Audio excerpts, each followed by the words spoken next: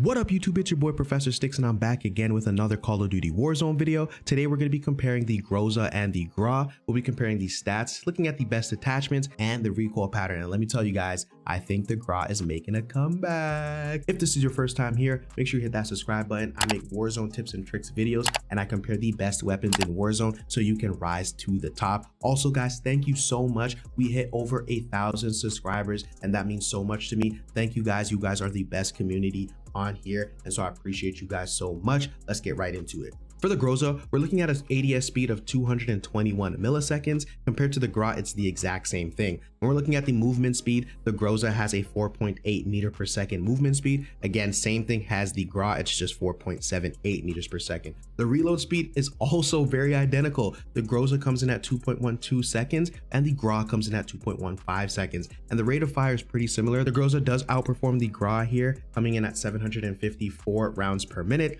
and the GRAU comes in at 730 rounds per minute. So the mechanical stats, I like to call them, are pretty much the exact same, nothing different here. Now let's look at the damage profile. For the GROZA, you're doing 45 damage to the head, which means it's going to take 6 shots to kill an enemy opponent. When you're looking at the GRAU, it's 42 damage to the head, and that's going to also take 6 shots to down a fully armored opponent. When we're looking at chest damage, the GROZA does 36 damage, and it's going to take 7 shots to kill an enemy opponent. The GRAU does 28 damage to the chest, and it's going to take 9 shots to kill an enemy opponent. Now the damage fall off on both weapons are the exact same at 31 meters. Now let's look at some of the time to kill stats. When you are aiming directly for the chest and you're hitting all of your chest shots, you don't miss a single shot. You are going to down an enemy opponent in 477 milliseconds compared to the GRAU, which is going to take you 658 milliseconds. You might be thinking, yo, Stix, why are you comparing the GROZA to the GRAU? Well, the reason why I'm comparing these is because at first I thought the GROZA would be really viable at long ranges because it didn't have a lot of recoil.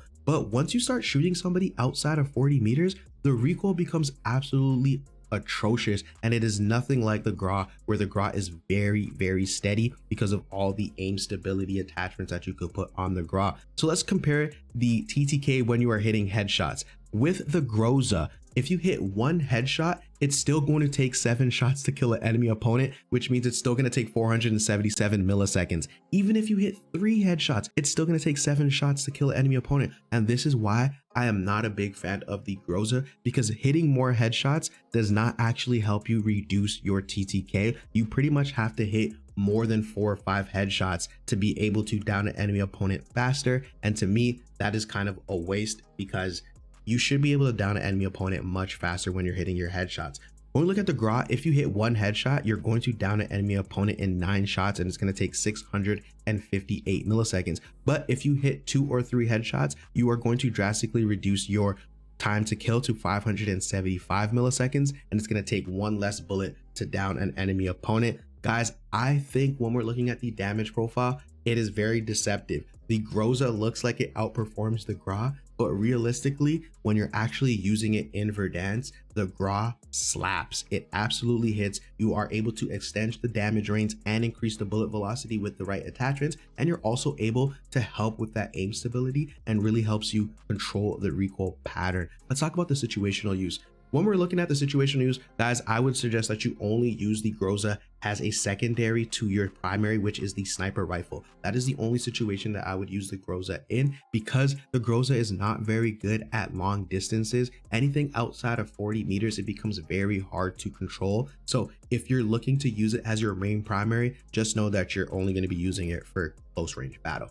All right, the GRAU, you guys already know this thing is an absolute beast. I think it's coming back. I'm seeing a lot of people using it in Verdansk. You can use it at close range, you can use it at long range. It is a very versatile weapon, and you can build it as an SMG. I'm not going to show that in the attachments today, simply because I wanted to focus on the least amount of recoil and what you could use at long distance. But after using the GROZA, I realized that you cannot use it at long distance. You need to absolutely pair it with a sniper rifle, break armor, and then switch over and down an enemy opponent. So that's like the best situational use. You guys can see some of these clips. I'm telling you, it was very hard to use the GROZA without pairing it with a sniper rifle. And so most of the times I would actually down an enemy opponent, and I wouldn't even be able to thirst them with the GROZA if they were anywhere further than 40-50 meters away. So it's absolutely insane. this GROZA, I don't think it's very viable in Warzone unless you're using it as an SMG. All right, so that's the situational use. Guys, make sure you follow me over on Twitch where I actually compare these weapons live, using them in Verdansk, going for kills, going for wins. So make sure you guys follow me. I'll put a link at the top of the description below. So let's get into the attachments. All right, guys, so here's the loadout for the GROZA. For the muzzle, you're gonna wanna go with the GRU suppressor. For the barrel, you can go with the 16.2-inch GRU composite. This is for maximum bullet velocity. However, if you use the CMV mil spec, this is also really good. This is going to give you bullet velocity and extend your damage range. So it really depends on what style you're using. If you're pairing this with a sniper class, I suggest you go with the GRU composite because you're going to be able to hit enemies further with that bullet velocity. But if you're using this as an SMG, I think you want to go ahead and use the bullet velocity and extended damage range, because you don't need a lot of bullet velocity if you're fighting at close ranges. You want maximum damage and maximum effective damage range if you're getting up close and personal. But for me, I'm using this paired with a sniper rifle, so I'm going with the GRU composite. All right, then for the underbarrel, like I said, you're gonna want to go with the Spetsnaz speed grip. This is gonna give you that vertical recoil and horizontal recoil control. And then for the ammunition, it's up to you. I go with the Spetsnaz 60 round drum because I think this fast mag is bugged. I don't think it gives you as quick as a reload, so it's like, you know, what's the point? And then for the optic, it's any optic of your choice. Right now I'm using the Vision Tech 2X, but you can go ahead and do the quick dot LED, the Cobra Red dot LED, any one of the scopes that you like. Just don't use a long range scope because this is not the weapon for long range. I'll repeat this. This is not a weapon for long range. All right, so here is the GRAU. Now, I was gonna build it out like an SMG, but I realized there's no point in building out the GRAU like an SMG because you wanna build it like a laser. So I just went with my typical build, which is the monolithic suppressor, the Tempest 26.4-inch Archangel barrel, the TAC laser, the Commando foregrip, and the 60 round mag. Now, you can switch out the TAC laser and put in an optic of your choice, but I like the iron sight. So here is the build for the GRAU. All right, guys, so here is the recoil pattern for the GROZA and the GRAU. I stood 15 meters away from this wall and I shot at it. And as you can see with the GROZA, it slightly goes up to the right, then it veers off to the left, and then it goes back to the right. Now, this is why I think it's difficult to control at distances, because it has that S-shaped recoil pattern, and that makes it very hard. Now, one thing I did notice is after about 15 to 20 rounds, the GROZA literally does not move. So if you are able to hit most of your shots with that 15 to 20 without getting beamed, you are gonna have no recoil after about 20 to 25 shots. All right, the GRAU is on the right, and it's a very typical recoil pattern, very easy to control. It goes vertical and then it veers off into the right, and this is super easy to control. All right, guys, so here are my final thoughts on the GROZA versus the GRAU. I think the GROZA is mainly going to be used as a close ranged AR. You definitely don't want to be using this as your primary mid to long distance AR. As you saw, the recoil pattern is an S-shaped curve, which makes it a little bit harder to control at long distances. You do want to use this at close range paired with a sniper rifle. For the GRAU, you already know this thing slaps. It was a meta in season 3 or season 4. And the recoil pattern is very easy to control. It's a beam medium to long range.